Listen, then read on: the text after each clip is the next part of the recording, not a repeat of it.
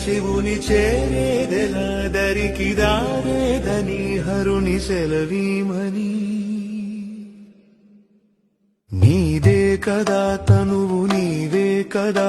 నువ్వు నాదేది నీ దరికి నన్ను చేరని నా శ్వాస నీకు నా నీరాజనముగను నా స్వరము నీకు నా అభిషేకముగను ఈ తనువు నీకు నా నైవేద్యముగను నా కర్మలే నీకు పరిచర్యలుగను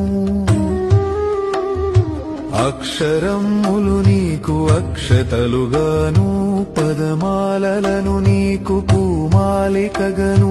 కరతాళ ధ్వనులివే మేళ తాళాలుగను సేవించనా నిన్ను నీ భక్తునిగను